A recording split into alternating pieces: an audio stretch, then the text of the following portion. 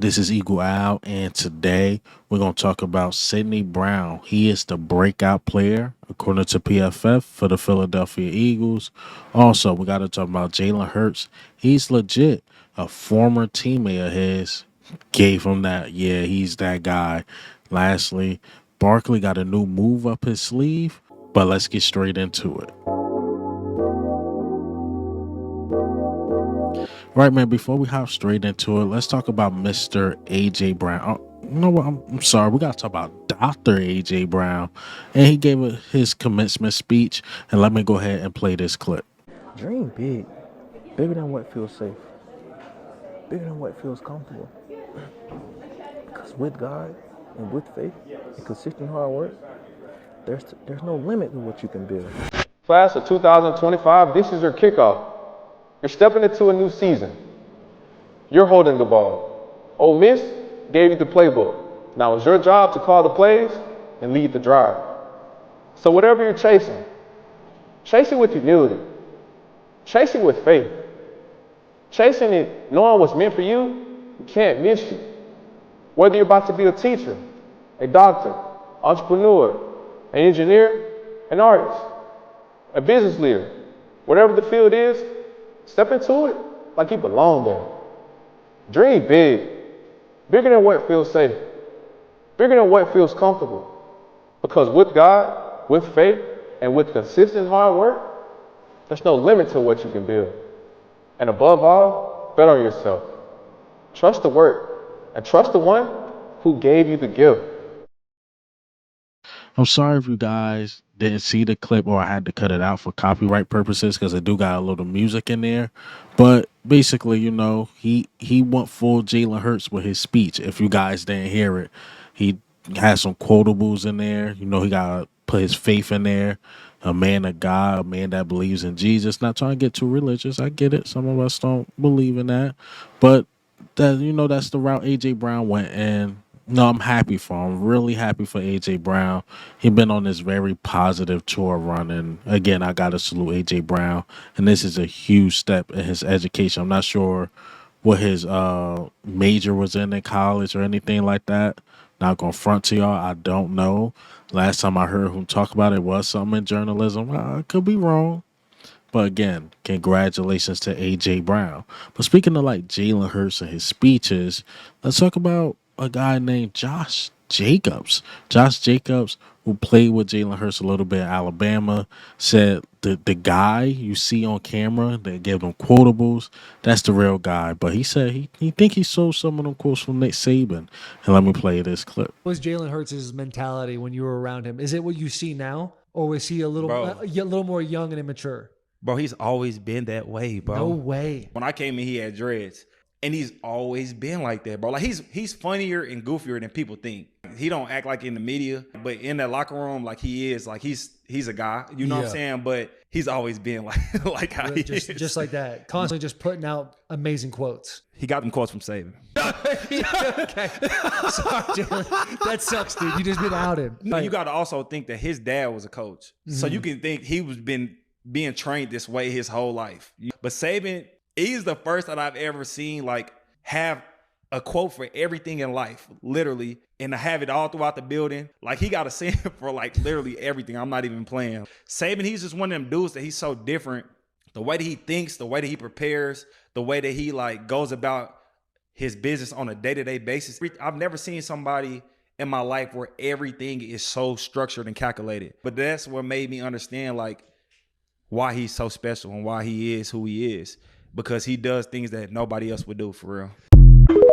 I love it. I think it's dope. I think it's dope that a guy like Jalen Hurts, he's giving us his real personality, even though it might be a little dry and whatever. A lot of you guys say that about me, but you guys watch me because this is really me. Like I don't act. This is who I am. Sometimes I go off the rails, but overall, I think the reason why some of you guys like me, like some of the players on the team, that's them. Like if I meet them in real life, that's who they're gonna be. Trust me. That's exactly hell. I might be even more quieter in real life, but back to Jalen Hurts. Yeah, man, I like that's who he is. He gonna be that friend that motivates you and push you the right way. Yeah, he got a little jokester here and there, but his main personality is like, yo, I'm gonna motivate you to get you to the next level. I got some quotes up my sleeve that's gonna push you to that next level. So shout out to Jalen Hurts being legit, being real. I like guys like that. Again, even if you don't like him, you be like, you know what? That's really him. So okay. Even if you don't like the person, if you really do like the person, you like, okay, this the guy that I like, and he's gonna be like this all the time. All the time. So I gotta appreciate Jalen Hurts for that. All right, and let's get into the next topic. Sidney Brown, man. I'm starting to see the narrative, change around Sidney Brown because a lot of us, when we drafted Andrew Makuba, and before we drafted Andrew Makuba, a lot of people didn't believe in Sidney Brown, but more and more articles. Look, man, Eagle Owl was the first one to say watch Sidney Brown. And they put out a little article about the breakout players, I believe, from each team, PFF, and they chose Sidney Brown. And they mentioned what I've been mentioning specifically. He had one of the highest grades as a safety, according to the minimum snaps he taken. Now, to be fair, the games he was coming in, it was more like games that didn't matter, like the Giants game. Like the Giants game didn't matter to us.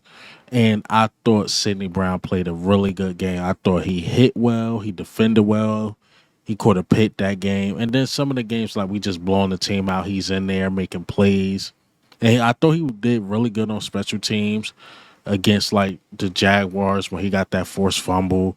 So Sidney Brown showed flashes, and I believe his rookie year too. I thought he was great his rookie. And under that system, we know how that system was. What before Vic Fangio? Come on, that system sucked, but Sidney Brown made the most of it. Even when we brought back Sidney Brown, Vic Fangio was like, "I'm gonna slow roll him. I gotta let him get used to the flow." This, that, and the third. And I think a lot of people using that against him, like, well, if Fangio loved him so much, why he put Tristan McCullum over him. But he already said, like, yo, I'm going to slow roll Sidney Brown because he haven't had any training camp or anything like that. We're going to slow roll it. And I think his time is now. He's going to have a full training camp. He's going to come into the season fully healthy.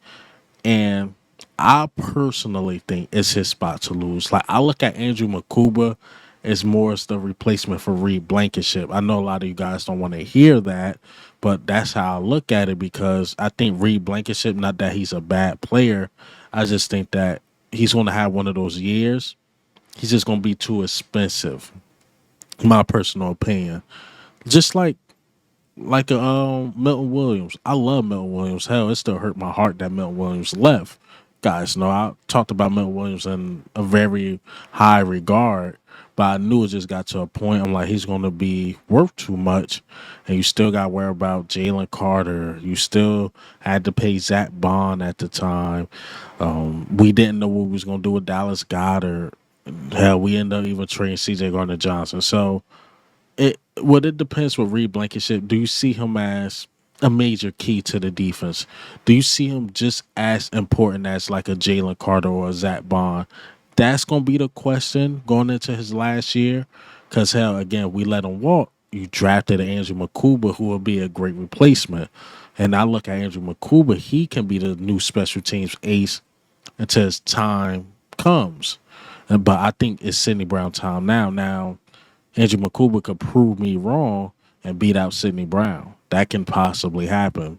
And I won't be mad at it. I'm like, oh, okay, the best player won out. But I wouldn't be surprised if it's Sidney Brown. I think a lot of you guys will, but I wouldn't. I wouldn't at all. Sidney Brown is legit. I've been watching Sidney Brown since Illinois. So, yeah, man, shout out to Sidney Brown getting like that great exposure. I really like Sidney Brown. But let's get into this last topic. Saquon Barkley. Saquon Barkley got a new move that he might be working on. But let me play this clip. Move you're working on? What move? You said you're working on a move? What move I'm working on? I wouldn't say I've worked on it yet. I played around with it in my head of how can I adapt the spin. kind of was like a 180, so I think it'd be cool if I do like a full 360. But it's a timing thing. May happen, may not. It's got to be in the right spirits for it.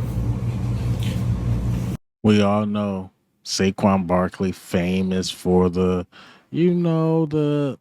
backwards hurdle, but now he might got something up his sleeve with a new move. So we're gonna be watching that. We definitely gonna be watching that. But Saquon Barkley is always special to watch. I think he's gonna have a perfect year. And I got another video coming out about Saquon Barkley. Sometime this week or next week, whatever you want to say. But that's all I got for you guys. And before I wrap this one up, I definitely have to say Happy Mother's Day to all the great mothers out there. And this is Eagle Owl, man. I'm out.